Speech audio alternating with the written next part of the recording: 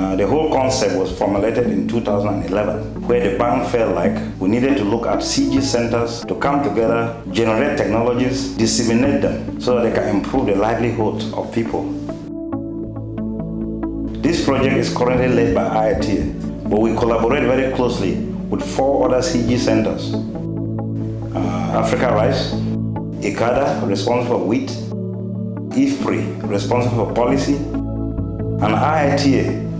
Besides the implementing role, they are also responsible for maize and cassava.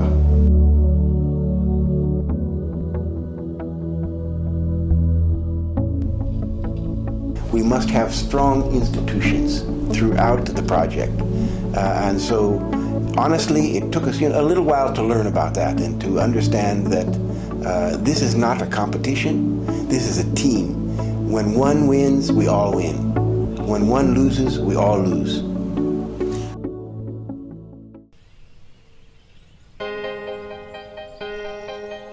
Each one of the 4 commodities that we work in has had some very unique successes. And all of these successes have come about because of using the innovation platform approach. And you've probably heard others talk about it, but basically it's getting all the stakeholders together and finding out where do we really need to focus our attention on? Where are the bottlenecks? Where are the problems?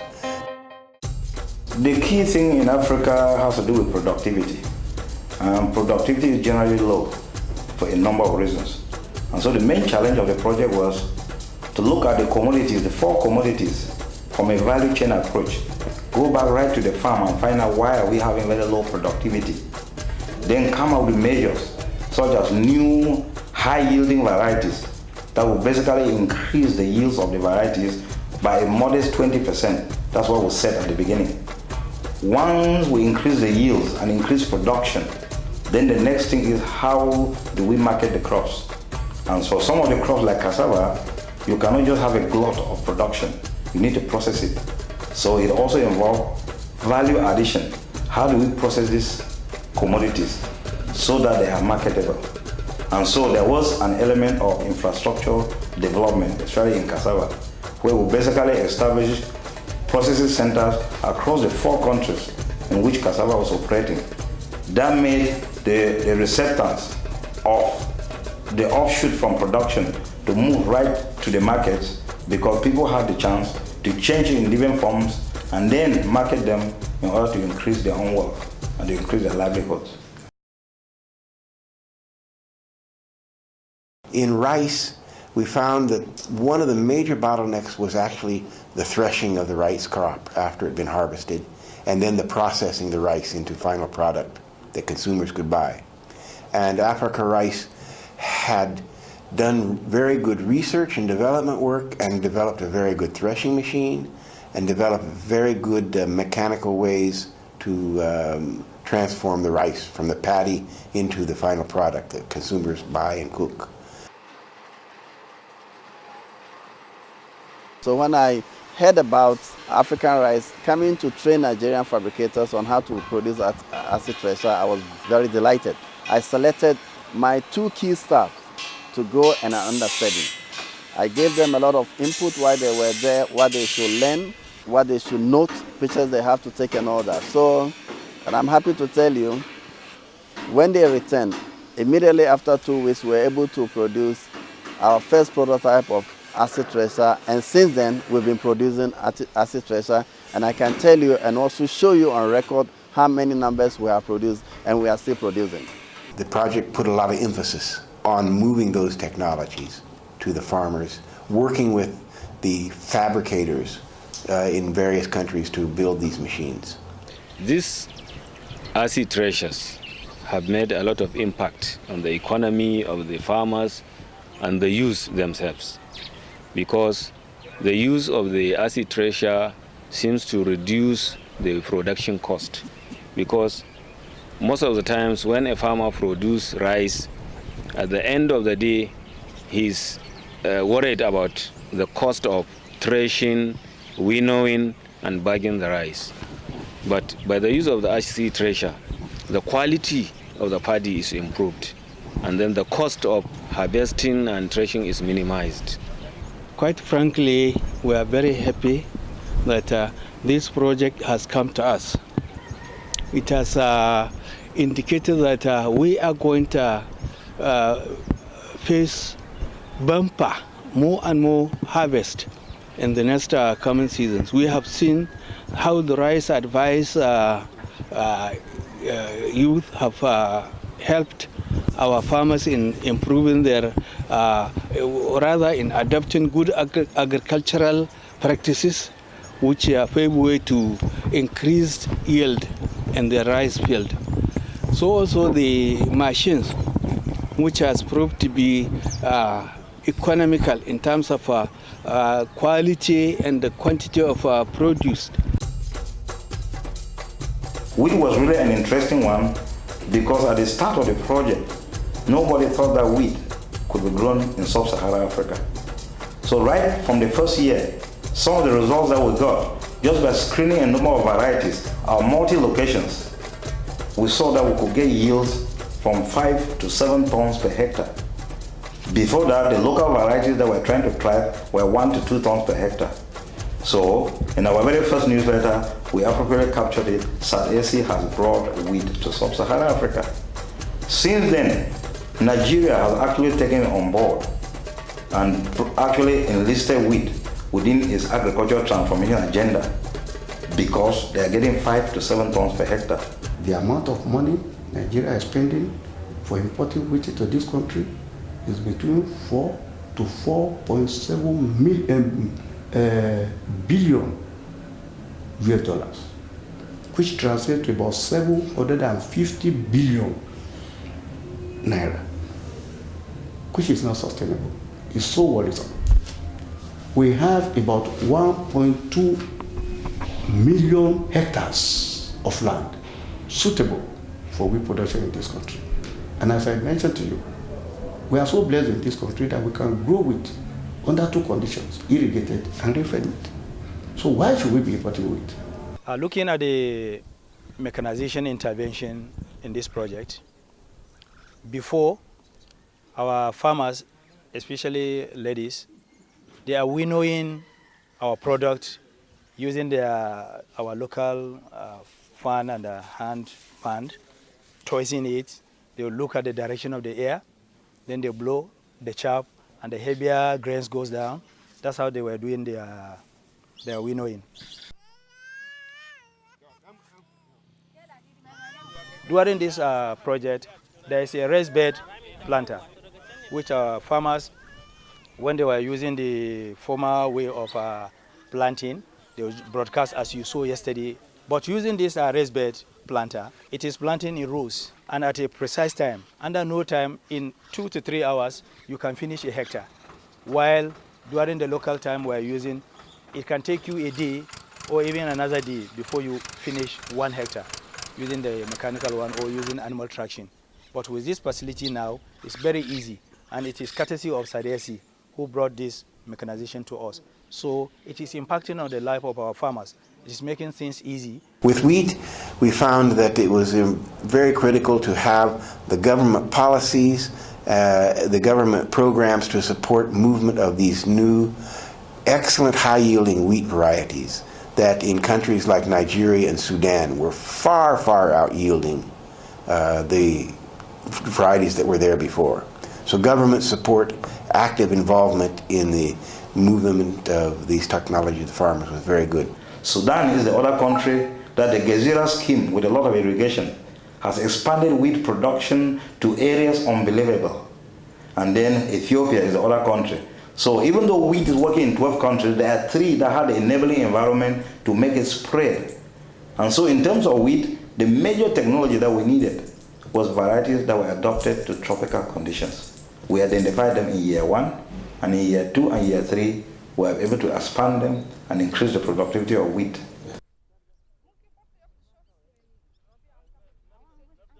Yeah, in the rest of Sudan, in many areas, we really in the Gezira has a history of wheat growing.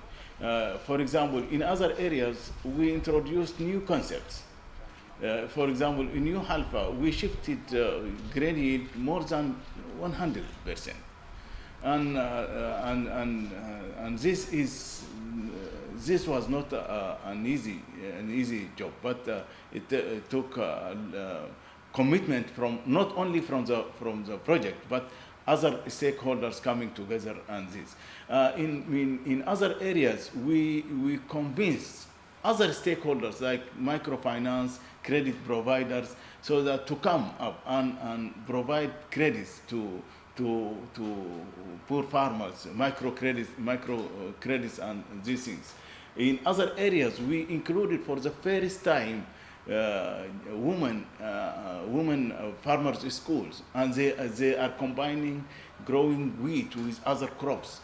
So the farmers are in other areas. We provided seeds to women farmers to empower them to be seed producers, so that in the future, when we are coming into a new phase of wheat production, and we are targeting.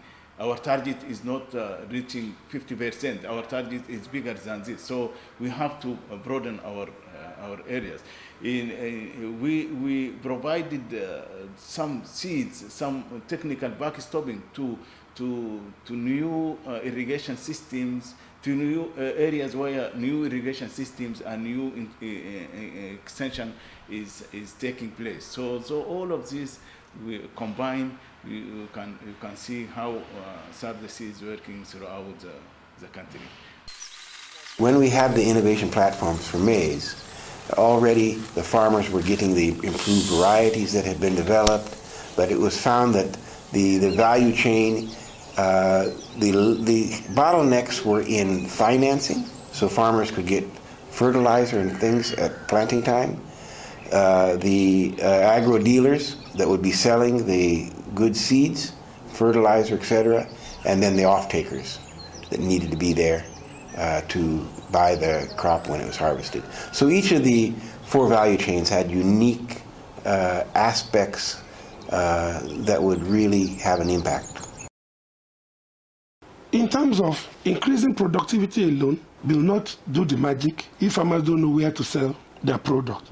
Of course, in most countries, maize is no longer a food crop. It's a cash crop. People grow it for money, and they're ready to use inputs if they have the money to buy the inputs. But there is often a disconnect between amount spent on buying the input and what you get at the end of the day from selling the grain. Perhaps because the yields are low, so you end up not getting enough money for the input you bought. So if you address increased productivity, we must be able to also address some other form of marketing.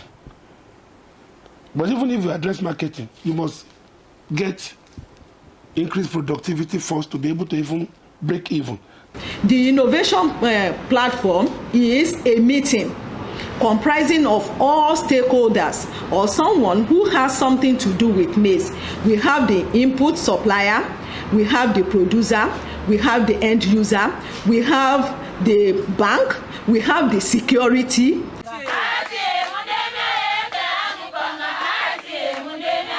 For cassava, we found it was all about the post-harvest. No, I shouldn't say all about, but mainly about creating markets for cassava by having small-scale or medium-scale processing of gari. The first thing we look at as one of the objectives was to increase productivity. So cutting across the 4 countries, the average yield from the farmer's field actually varied from 4 to 7 tons per hectare. So this was actually what we found on the ground. One of the problems we also noticed was lack of improved planting material. Also lack of even good varieties that can actually meet not only the farmers' needs but some industrial needs. And some of the cassava varieties we found in the field, we try to go into utilization. We also realized that apart from boil and eat and then this kind of very low quality of cassava flour they normally use to do paste. In some country they call it fufu, in some country ugali and so forth. So we have less than 3 products that we can actually get from the cassava. And when you look at the processing method, they were actually doing very, very local, not even traditional, but local processing method. And if we also try to assess the market, there was nothing called market, because since there's no good product, we cannot even talk of market. We don't even have the cassava, so we cannot even think about market.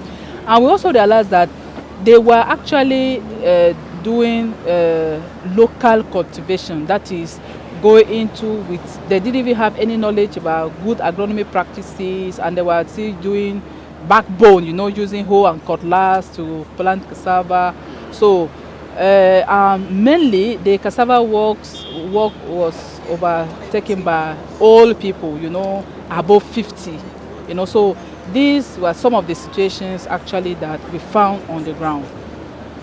In the first place, the SARD-SC supplies us so many different. Apart from the one we supply them, they also supply us silica 7, which is the most paramount cassava cuttings and cassava tuber for us now in this factory. So from that point, we have able to sell cuttings to another donors like ADRAX, Ministry of Agriculture, World Vision, Kia, from that point. So from cassava cuttings, if we go outside, you will see the impact that can show you that we have been selling cassava cuttings, and the tuber we utilize them to process gari, cassava flour and starch.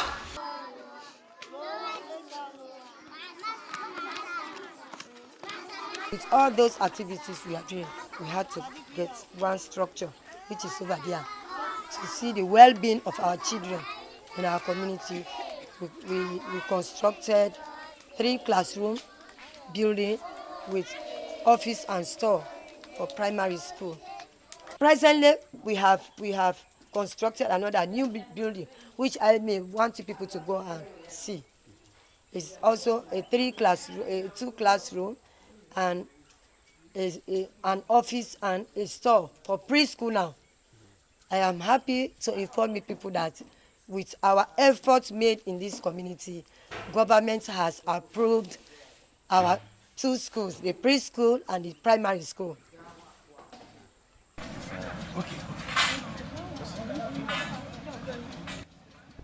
Presently, formerly we have been farming very locally, but as of now, I'm even praying so that rain will fall down, because we were well taught how to plant and harvest at the same time. So formerly we don't know how to plant maize, and we don't know the type of variety to use.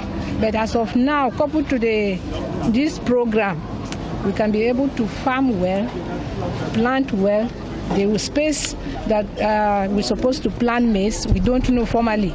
We plant it locally, but as of now, we have been taught how to plant and then yield well.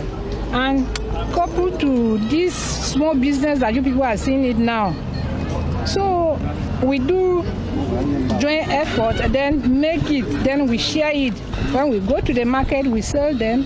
When we sold them, then we come back and then benefit the money. With these little things that you people are seeing, I use them to pay my children's school fees. So I have 7 children, as you are seeing me standing. It's not only.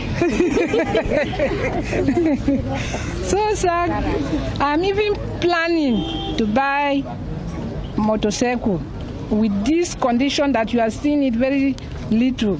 But I hope with your effort that you assist us, we will be able to improve more than the way we are before.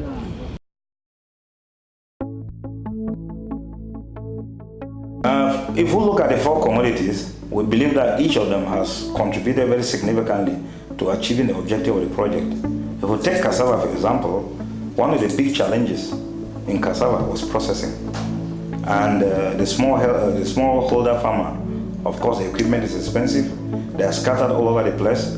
So through the project, we did establish processing centers across different sites in the project countries where farmers were able to aggregate their products and then come and process them to be able to market them for their own good. Then when we come to rice, part of the problem, the challenge that we have in rice is the drudgery in terms of harvesting, in terms of threshing. And so what the project did was, it went to Asia, borrowed from Asia, Thailand, India, Malaysia, where they are way advanced in rice production, and then brought in a number of machineries, basically to mechanize the process of cultivation and the process of threshing. And then we've been able to produce prototypes and train some of the local artisans to basically multiply them and train others on how to use it. So that's a significant contribution that we believe has really helped to boost rice productivity. The successes that we have had have encouraged, or I would say encouraged the bank, the African Development Bank, to look at setting up similar projects that could continue the good work of SARD-SC. And so the bank has been working with IITA to establish another project called Technologies for African Agricultural Transformation. In short, we call it TAT, T-A-A-T. And while TAT will not be exactly like SARD-SC, it's actually those lessons we've had learned from SARD-SC about moving already known, developed, successful technologies to the end users, to the farmers, to the processors, to the marketers, etc., to the governments and policies, so that the maximum impact can be had with the end users in the shortest amount of time. So those lessons we learned in SARD-SC on how to build partnerships, how to be successful, have encouraged the African Development Bank to move one step further and taking SARD-SC on not only 4 commodities, but many more commodities, and not only 20 countries, but many more countries.